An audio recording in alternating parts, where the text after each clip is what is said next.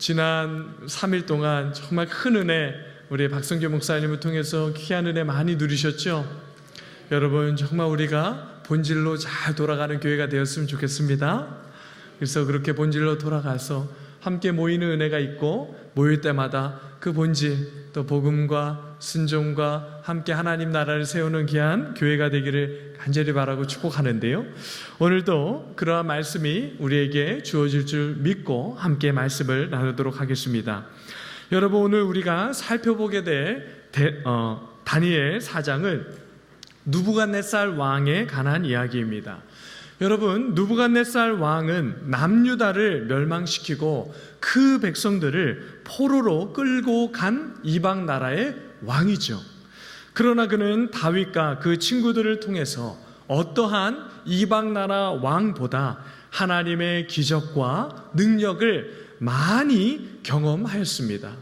게다가 오늘 하나님에 대한 고백은, 여러분, 이 사장에 대한 내용은 느부갓네살 왕이 하나님을 향한 고백의 내용을 담고 있는데, 그 내용을 보면 그 내용이 얼마나 탁월한지 여러분, 그가 성도가 아닌가 하는 생각이 들 정도입니다.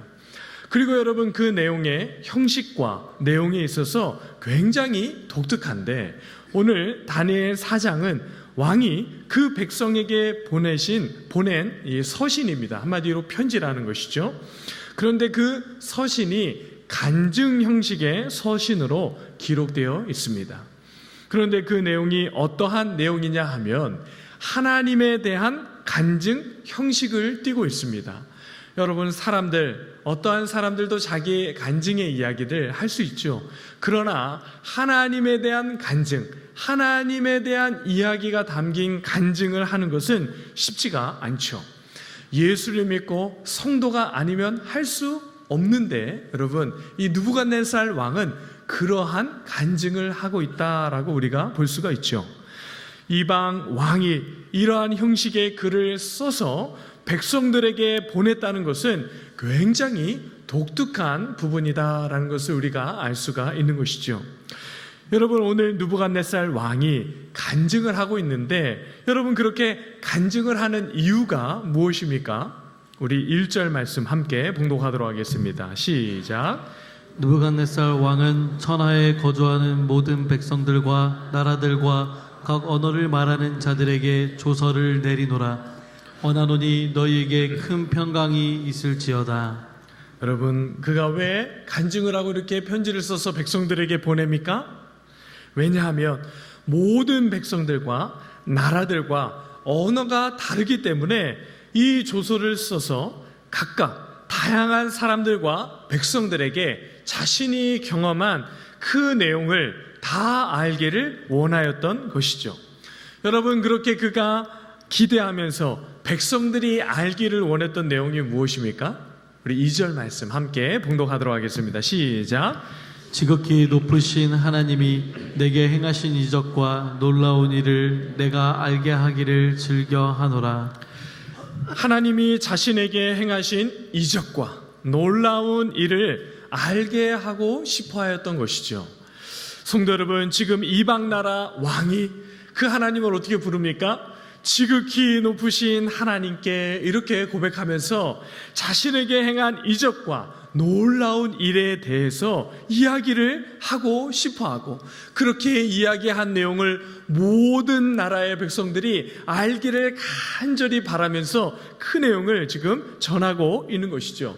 여러분, 이 느부갓네살 왕이 백성들이 알기를 원했던 그 내용이 무엇입니까? 우리 3절 말씀입니다. 함께 봉독하겠습니다. 시작.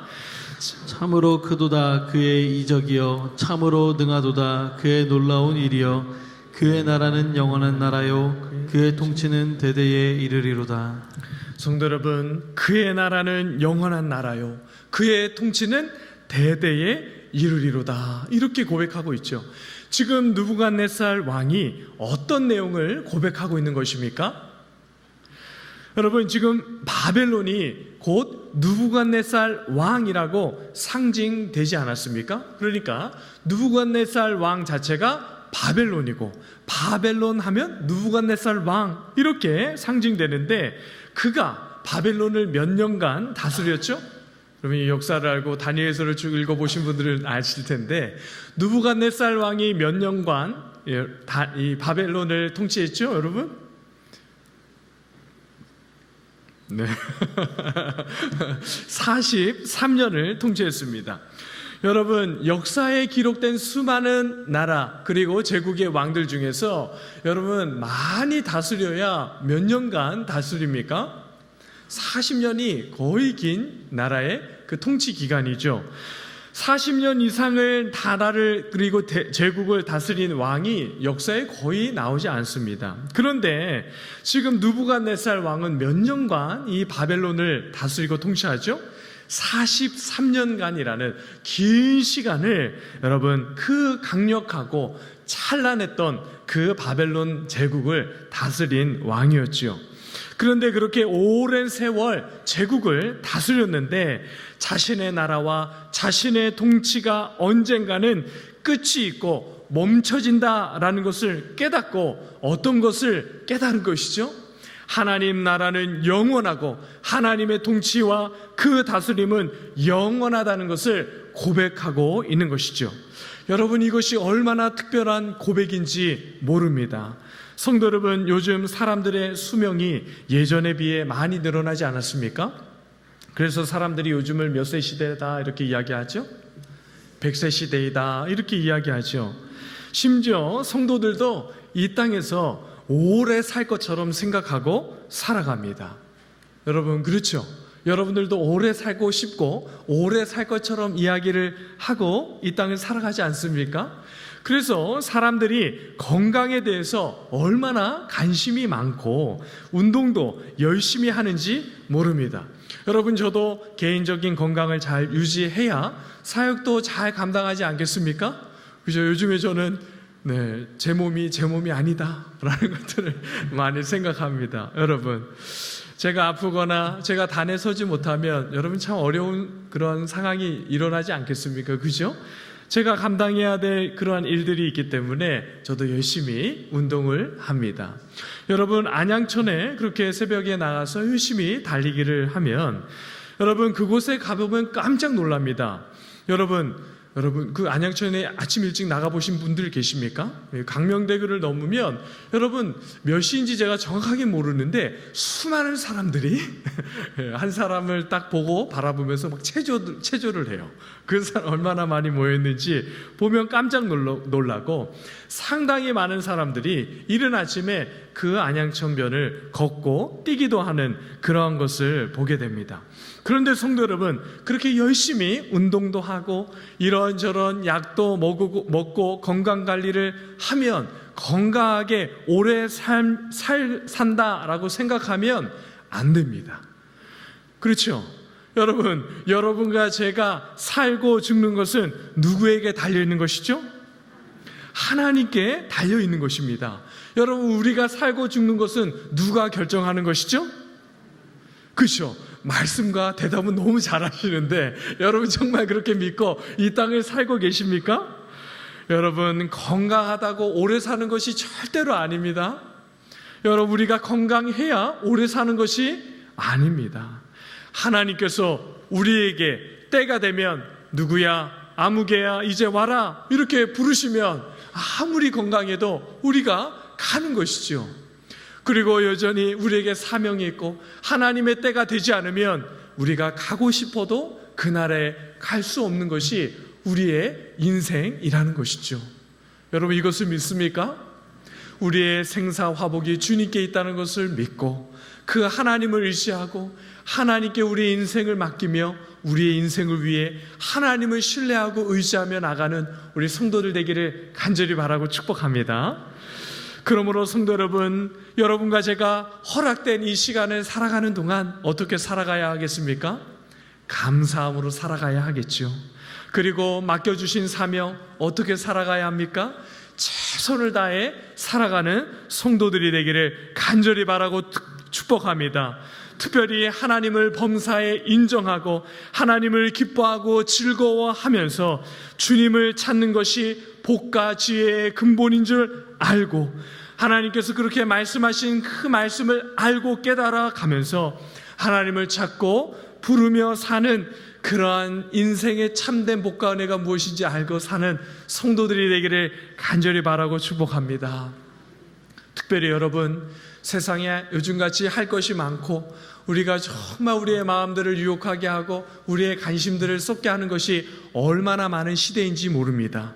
여러분, 이러한 시대에 우리가 교회를 위하여 부르심 받은 그러한 부름, 또한 우리를 부르셔서 이 세상에서 하나님의 일을 하라라고 맡겨주신 그러한 일들을 우리가 최선 1번 최우선 순위에 두고 이 세상을, 이 땅을, 우리의 삶을 살아가는 우리 모든 성도들이 되기를 간절히 바라고 축복합니다. 성도 여러분, 제가 목회하면서 어떤 성도들이 가장 마음 아픈지 아십니까?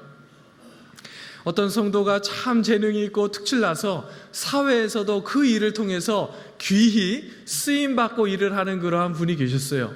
그래서 제가 한동안, 우리 교회 일이 아닙니다, 그래서 제가 그 분을 유심히 보고 있다가 어느 때에 형제요, 이 성도님 이 일을 좀 잘 감당해 주셨으면 좋겠습니다 라고 이야기하니까 그분이 어떻게 이야기하시는지 아십니까? 목사님, 사회에서도 그 일 제가 열심히 하고 지긋지긋하게 했기 때문에 교회에서는 하기 싫습니다, 이렇게 이야기하는 거예요. 제가 그 이야기 듣고 참 한편으로 마음에 이해가 되었습니다. 그러나 너무 마음 아팠어요. 참 하나님께서 참 그 일을 맡겨주시고 그 재능을 주시고 참 그 일을 할 수 있도록 길을 열어주셨는데, 참 정작 하나님께서 부르시고 교회에서 하나님의 일들을 감당하라고 할 때는 거절하는 것을 보고 제 마음이 얼마나 아팠는지 모릅니다. 여러분, 하나님께서 주신 여러분들의 귀한 은사와 재능과 탤런트, 그거 가지고 교회에서 성도들과 영혼들을 잘 섬기는 도구로 사용하는 성도들이 되기를 간절히 바라고 축복합니다. 여러분들 가운데 운전 잘하시는 분들 많죠? 한 손으로 운전하시는 분들 계시죠? 여러분, 그런 분들 주차 봉사부 좀 지원해 주시기를 간절히 바라고 간절히 바랍니다. 여러분, 몸을 써서 이렇게 희생하고 수고하는 것, 여러분 참 쉽지 않지만 여러분들 상황들 다 알지만 힘써서 그러한 일에 좀 자원해서 힘쓰는 그러한 교회가 되기를 간절히 바라고 축복합니다. 여러분, 오늘 느부갓네살 왕은 그러한 모든 것을 알았다는 것이죠. 어떻게 이방 나라의 왕이었고 하나님을 섬기지도 않았던 그 왕이 그것을 어떻게 알 수 있었겠습니까? 여러분, 그가 꿈을 꾸었고 그 꿈이 그대로 이루어지는 경험을 통해서 그가 알게 되고 변화되고 깨닫게 되었는데, 그가 꾼 꿈이 어떠한 꿈이었죠? 여러분, 우리 10절 말씀 함께 봉독하겠습니다. 시작. 내가 침상에서 나의 머릿속으로 받은 환상이 이러하니라. 내가 본즉 땅의 중앙에 한 나무가 있는 것을 보았는데 높이가 높더니. 여러분, 꿈에 땅 중앙에 높이 서 있는 그러한 한 나무가 보입니다. 여러분, 그 나무가 누구를 상징하는 것이죠? 여러분, 이 꿈에 대한 해석과 내용은 다음 주에 좀 더 상세하게 자세하게 살펴볼 텐데요. 여러분, 그 고대 근동 지역에 나무라는 그런 꿈을 꾸면 당시에 이 왕과 황제를 이렇게 의미했다라고 합니다. 여러분, 이 나무는 느부갓네살 왕을 상징하는 것이죠. 그런데 그 나무가 얼마나 잘 자랐든지 잎이 무성해서 그늘을 쫙 만들어서 온갖 종류의 새들이 그 나무에 깃들었습니다. 그리고 여러분, 열매가 얼마나 많이 맺히는지 만민이 먹을 열매가 여러분 맺히게 되고, 그래서 여러분 육신과 또 온갖 종류의 그러한 짐승들이 그 열매를 먹어서 생명을 유지할 정도로 풍성한 열매를 맺히는 그 나무를 보여주시는 것이죠. 여러분, 이것은 한마디로 무엇을 보여주는 것이죠? 느부갓네살 왕과 바벨론 나라를 보여주는 것이죠. 그렇게 그 느부갓네살 왕이 태평성대를 누리며 이 바벨론을 통치하고 있다라는 것을 보여주고 있는 것이죠. 그런데 그것으로 끝이 아니라 또 어떤 일이 일어납니까? 우리 14절 말씀 함께 봉독하겠습니다. 시작. 그가 소리질러 이처럼 이르기를 그 나무를 베고 그 가지를 자르고 그 잎사귀를 떨고 그 열매를 해치고 짐승들을 그 아래에서 떠나게 하고 새들을 그 가지에서 쫓아내라. 성도 여러분, 잘 자란 그 나무를 어떻게 하죠? 그대로 유지하는 것이 아니라 천사를 보내서 그 나무를 뱁니다. 가지를 자르고 잎사귀를 다 떨어뜨리고 열매도 다 떨어뜨리게 하죠. 그러니까 짐승들과 새들이 다 어떻게 되죠? 떠나가게 됩니다. 여러분, 이것은 무엇을 의미하는 것이죠? 여러분, 나무를 상징하는 이 느부갓네살 왕이 그 왕의 자리에서 쫓겨나서 짐승과 같이 7년이라는 시간을 보내게 된다라는 것을 이 꿈의 내용을 통해서 느부갓네살 왕에게 알려주고 깨닫게 하신 것이죠. 여러분, 그런데 그 꿈의 내용 그대로 어떻게 됩니까? 모든 것이 다 그대로 이루어지죠. 그러면서 그 모든 일들을 경험하면서 이 느부갓네살이 변화되어서 깨닫게 된 것이죠. 여러분, 그렇게 변화되고 깨닫게 된 내용을 가지고 이 느부갓네살 왕이 백성들에게 조서를 써서 보내게 되는 그러한 내용이 오늘 본문의 내용인 것입니다. 여러분, 느부갓네살 왕이 깨달은 교훈과 오늘 우리도 그 왕의 조서를 통해서 우리 마음에 새겨야 될 중요한 교훈들이 있는데 그것이 무엇입니까? 우리 17절 말씀입니다. 우리 함께 이 말씀을 보도록 할 텐데요. 17절 말씀 함께 봉독하겠습니다. 시작.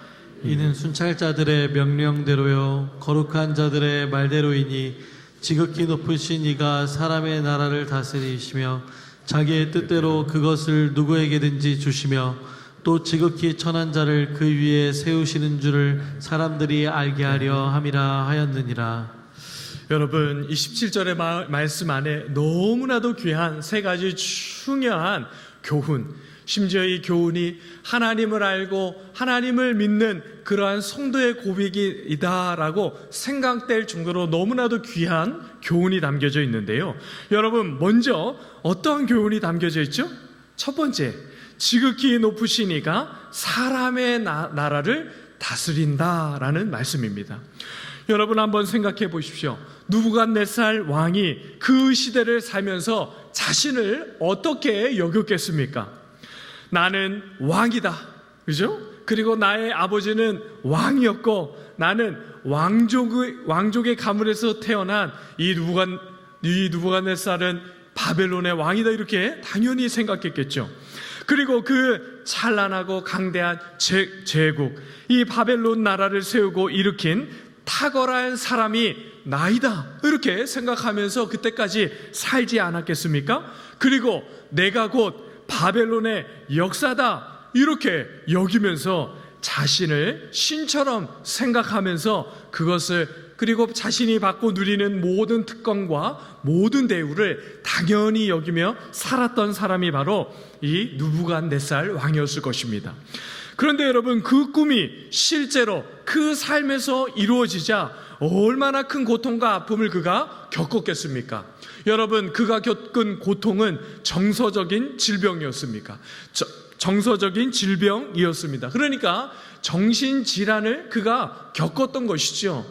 여러분, 우리가 이 땅을 살아가면서 나라가 잘 살게 되고 부유하게 되면 모든 나라에서 공통적으로 일어나는 것이 바로 여러분이 우울증과 같은 병이죠. 여러분, 그러한 병 때문에 스스로의 목숨을 끊을 정도로 고통스럽게 하는 것이 바로 정서적인 질환인 것입니다. 여러분이 정서적인 질병을 겪게 되면서 이 느부갓네살 왕은 얼마나 큰 아픔과 고통을 그가 겪었는지 모릅니다. 그러면서 여러분, 그가 깨달은 것이 있는데 그것이 무엇입니까? 여러분, 이 나라를 다스리는 것은 내가 아니라 지극히 높으신 하나님이신 그 하나님이 이 세상을 다스리시는 분이다라는 것을 깨달은 것이죠. 사랑하는 성도 여러분, 그냥 성도가 이런 것을 깨달은 것이 아니라 여러분, 그 나라, 강력한 나라, 그 제국, 온 제국을 다스리고 통치하던 그 바벨론 제국의 왕이, 이방 나라 왕이 이러한 고백을 하였다는 것입니다. 사랑하는 성도 여러분, 우리나라도 최근에 대통령을 새롭게 뽑아서 세우지 않았습니까? 그러나 성도 여러분, 대통령이 이 나라를 다스리는 것이 아닙니다. 여러분, 대통령이 세워져도 그가 다스리는 기간이 몇 년이죠? 5년이죠. 그래서 그가 어떻게 고백합니까? 이제 4년 몇 개월밖에 안 남았구나, 이렇게 얘기하지 않았습니까, 여러분?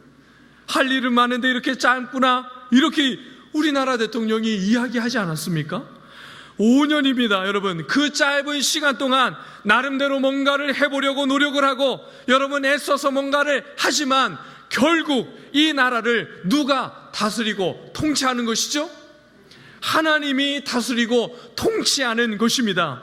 여러분, 지금 당장에 이해되지 않고 마음에 들지 않는 부분들이 얼마나 많이 일어나는지 모릅니다. 하지만 길게 역사를 보면 결국에는 우리 모든 성도들의 입술의 고백 가운데 하나님께서 하셨구나, 하나님께서 역사하셨구나, 하나님께서 다스리고 통치하셨구나 라는 것을 느끼고 고백하게 되는 것이죠. 그런데 이것을 누가 깨달았다는 것이죠? 느부갓네살 왕이 깨달았다는 것입니다.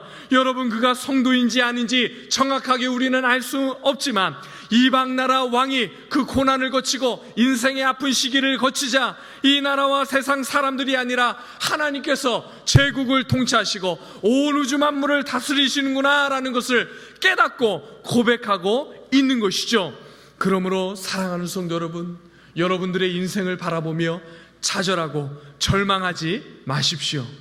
여러분, 이 나라를 보고 세상 나라의 역사들을 바라보면서 실망하면서 한탄하고 인생을 무기력하게 그렇게 세상이 흘러가는 대로 우리를 내버려 두고 그렇게 인생을 좌절하고 낭망하며 낙심하며 살아가지 않기를 간절히 바라고 축복합니다. 우리의 인생, 이 나라의 역사와 온 세계 인류를 하나님께서 다스리고 통치하고 계십니다. 여러분, 하나님께서 통치하시고 하나님께서 다스린다라는 것을 깨달으면 여러분, 우리 마음에 어떤 마음이 일어나기 시작합니까? 우리 인생에, 우리 마음에 참된 자유와 평안함이 그때부터 누려지기 시작하는 것이죠. 여러분, 하나님이 다스리십니다. 하나님이 통치하십니다. 그 하나님을 신뢰하고 지극히 높으신 하나님이 나의 인생을 다스리시며 우리 나라와 인류와 역사를 통치하시는 하나님임을 고백하며 나아가는 우리 모든 성도들 되기를 간절히 바라고 축복합니다. 여러분, 또 그가 무엇을 깨닫죠? 우리 17절 중반절인데 여러분, 제가 물을 먹어야겠습니다. 그러니까 여러분, 17절 말씀을 여러분도 한 번 더 봉독하겠습니다. 시작. 이는 순찰자들의 명령대로요 거룩한 자들의 말대로이니 지극히 높으신 이가 사람의 나라를 다스리시며 자기의 뜻대로 그것을 누구에게든지 주시며 또 지극히 천한 자를 그 위에 세우시는 줄을 사람들이 알게 하려 함이라 하였느니라. 여러분, 이제 두 번째 읽으니까 보이시죠? 이 두 번째가 무엇이죠? 중반절에 보면 자기의 뜻대로 그것을 누구에게든지 주신다, 이렇게 말씀하고 있습니다.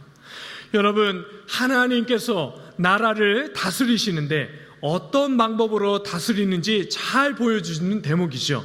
그런데 여러분, 그 하나님의 나라를 어떤 방법으로 다스리십니까? 자기의 뜻대로 그것을 누구에게든지 주신다, 이렇게 말씀하시면서 하나님께서 누구에게든지 주시면서 이 나라를 다스린다는 것입니다. 성도 여러분, 느부갓네살 왕은 자신이 왕이 된 것을 지극히 자연스러운 일이다라고 생각하며 살았습니다. 나는 왕의 아들이고 나는 능력과 재능이 출중한 사람이니까 당연히 이 나라와 제국을 통치하고 당연히 이 나라를 이뤄받을 수 있는 그러한 사람이지라고 생각하고 살았죠. 그런데 여러분, 7년이라는 시간, 정서적인, 정신적인 질병과 아픔과 고난을 겪으면서 그가 깨달은 것이 무엇이죠? 아하, 사람의 어떠함 때문이 아니라 하나님이 원하시면 누구든지 이 나라를 주시고 그 왕위를 주시는구나 라는 것을 깨달은 것이죠. 자신의 왕위가 견고하고 그것이 자신의 능력 때문이다 라고 늘 그는 생각했습니다. 그런데 7년의 시간, 정서적으로 정신적인 문제와 아픔이 생기고 왕의 그 역할을 감당할 수 없는 그러한 일을 경험하게 된 것이죠. 그리고 기적같이 그 놀라운 회복의 과정을 거치고 꿈에 보인 그대로 왕위가 복귀된 것을 경험한 것이죠. 그가 얼마나 여러분 감격했겠습니까? 정말 하나님의 뜻대로 되는구나, 이 지극히 높으신 이가 이야기한 대로 되는구나 라는 것을 느부갓네살 왕이 경험하면서 지금 그 간증을 백성들에게 나누고 있는 것입니다. 사랑하는 성도 여러분, 우리가 사는 이 세상은 어떻게 이야기하죠? 야야, 너 누구한테 줄을 서야 된다? 누구한테 잘 보여야 된다? 이렇게 이야기하지 않습니까? 그리고 또 무엇을 따지죠? 그렇게 이야기를 하면 너 누구 출신, 어디 출신이야? 그죠? 여러분도 어디 출신입니까? 네, 하나님 나라 출신네, 이렇게 이야기하죠. 그리고 또 어느 학교를 나왔는가 이렇게 이야기하면서 여러분 세상 방법과 논리는 다 무엇을 이야기하는 것이죠? 여러분, 이것이 여러분 세상 방법과 논리 아닙니까? 출신을 따지고 학벌을 따지고 재물을 따지고 신분과 지위와 높이를 따지고 여러분 누구의 사람인가를 따지면서 여러분 이러한 것들을 이야기하는 것이 세상이죠. 심지어 성도들까지도 이렇게 이야기하며 세상을 살아가는 것을 우리는 얼마나 많이 보고 경험하는지 모릅니다. 여러분, 제가 전도사 시절이었는데 부사역자 그 교회에서 사역할 때 어딘지 아시죠? 여러분, 부사역자로 제가 그 교회에서 사역을 할 때 한 20명이 넘는 그러한 사역자들이 있었습니다. 어느 날 사역자들 안에서 어떤 이야기를 하는데 누군가 이런 이야기를 하는 거예요. 나는 누구 라인이고 너는 누구 라인이다, 이렇게 이야기를 하는 거예요. 그래서 제가 너무 기가 막혔죠.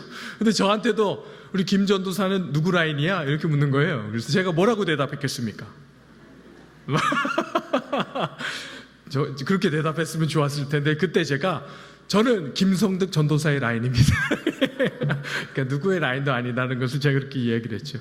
지금 생각해보면 하나님 라인입니다, 이렇게 이야기를 했을 텐데 그때는 참 너무 마음 아파서 그렇게 이야기했습니다. 여러분, 사역자들까지도 당신은 누구 라인입니까? 이렇게 물론 농담으로 이야기를 했지만 농담으로라도 그러한 이야기를 하는 게 얼마나 제가 마음 아팠는지 모릅니다. 실제로 여러분, 교회 안에서도 누구에게 붙어야 더 좋은 유익을 누리고 누구 사람 쫓아서 함께 일을 해야 더 많은 것들을 누릴 수 있다라고 생각하며 살아가는 것이 사역자들 안에 있다라는 것이 참 여러분 너무 참 눈물 짓게 하는 그런 주제 아닙니까? 사랑하는 성도 여러분, 어떤 일들을 사람이 결정하고 사람들이 뭔가를 하는 것 같지만 여러분, 하나님께서 하시는 것입니다. 내가 했다 이렇게 생각하는 것도 결국에 여러분 시간이 지나고 하나님 품으로 갈 때는 내가 한 것 아무것도 없구나 하면서 하나님 품으로 가는 것이 우리의 인생인 것입니다. 여러분, 우리가 신앙생활 함께하고 이렇게 함께 예배를 드리며 공동체를 이루며 나갈 때 우리가 하는 모든 것이 하나님께서 하셨다라는 고백들이 우리의 입술을 통해서 충만하게 고백되어지는 우리 서울남교회 모든 성도들 되기를 간절히 바라고 축복합니다. 성도 여러분, 한 가지 교훈이 더 있죠. 그것이 무엇이죠? 우리 마지막 부분입니다. 지극히 천한 자를 그 위에 세우는 줄을 사람들이 알게 하려 함이라. 하나님이 그 나라를 하나님의 뜻대로 하셔서 사람을 세우죠. 그런데 여러분, 어떤 사람을 세우십니까? 지극히 천한 자를 세우신다 하나님께서 말씀하시고 그 하나님의 나라를 그에게 주신다라고 말씀하고 있는 것입니다. 여러분이 그 나라를 천한 자에게 주신다는 말은 이중적인 의미가 있는데요, 여러분, 이 세상의 그 나라뿐만 아니라 하나님의 나라를 그러한 자에게 주신다라는 너무나도 귀한 의미가 담겨져 있는 것이죠. 여러분, 하나님이 그 나라를 하나님의 뜻대로 하셔서 사람을 세우시는데 누구를 세우시죠? 지극히 천한 자를 세우시고 그에게 주신다라고 말씀하고 있는 것입니다. 여러분, 세상과 얼마나 다릅니까? 세상은 어떤 사람이 그 나라를, 이 세상을 차지한다 이야기하죠? 좋은 자질을 가지고 좋은 능력을 가지고 좋은 재능과 탁월함을 가진 출중한 사람이 높은 자리에 이르고 그 자리에 이르러서 이 세상을 누리며 살아간다, 이 세상을 차지한다, 이렇게 생각하죠. 그러나 여러분, 하나님 나라는 어떻습니까? 세상과는 다릅니다. 하나님 나라는 지극히 천한 자, 여러분 여기서 천한 자는 어떠한 자를 의미하는 것이죠? 마음이 겸손한 자, 마음이 가난한 자, 마음이 낮은 곳에 임한 자, 그런 자에게 하나님의 나라가 임한다 라고 우리에게 오늘 이야기하고 있는 것이죠. 사랑하는 성도 여러분, 주님 세상에 계실 때 제자들에게 반복해서 가르쳤던 말씀 아닙니까? 자기를 높이는 자는 낮아지고 자기를 낮추는 자는 높이시리라, 이렇게 예수님께서 말씀하실 뿐만 아니라 수많은 믿음의 사람들이, 하나님의 나라 백성들은 어떤 사람인지 분명히 말씀하고 고백하고 있죠. 여러분, 사도 바울은 이렇게 말씀하십니다. 오직 겸손한 마음으로 각각 자기보다 남을 낮게 여기는 자라고 오늘 분명히 예수님이 가르친 그대로 사도 바울이 고백하고 있는 것이죠. 여러분, 하나님 나라의 방식은 살아보니까 이렇게 사는 것이 복되고 참된 만족과 기쁨이 있는 삶이라는 것을 깨닫고, 여러분 오늘 사도 바울이 고백하고 믿음의 수많은 사람들이 그렇게 고백하였던 삶인 것입니다. 사랑하는 성도 여러분, 이 귀한 진리, 성도만 알고 깨달을 수 있는 교훈을 지금 누가 깨달았다는 것이죠? 가장 화려한 문명을 꽃피웠고 가장 강력한 제국을 이루었던 그 바벨론 제국의 왕이 깨달았다는 것이죠. 여러분, 그가 성도인지 아닌지 정확하게 분별할 수 없는 사람이, 이 느부갓네살 왕이 이러한 교훈을 깨닫고 하나님을 찬양하고 하나님을 경배하였다면, 오늘 우리가 예수를 믿고 그 하나님 나라의 백성으로 이 땅을 살아가는 저와 여러분들이 하나님을 향한 고백과 믿음의 신실한 찬양의 고백이 어떠한 고백이 되어야 하겠습니까? 성도 여러분, 정말 이 느부갓네살 왕의 고백을 뛰어넘는 하나님을 향한 고백과 찬양이 여러분과 저의 입술의 고백과 찬양이 되기를 간절히 바라고 축복합니다. 여러분, 이 조서를 당시 누가 받아 읽어보았겠습니까? 여러분, 그 당시에 모든 백성들이 읽었다 이렇게 이야기하고 있는데, 그 바벨론 땅의 백성들 하면 어떤 사람들이 포함되었겠습니까? 그 나라의 포로로 잡혀 끌려왔던 이스라엘 백성들이 이 조서를 읽고 여러분 얼마나 감격했겠습니까? 여러분, 이스라엘 백성들 지금 어떠한 상태이죠? 나라를 잃었습니다. 포로로 잡혀왔습니다. 노예로, 종으로 얼마나 눈물이 많고 아픔이 많고 슬픔이 많은 그러한 인생의 여정을 걷고 있었겠습니까?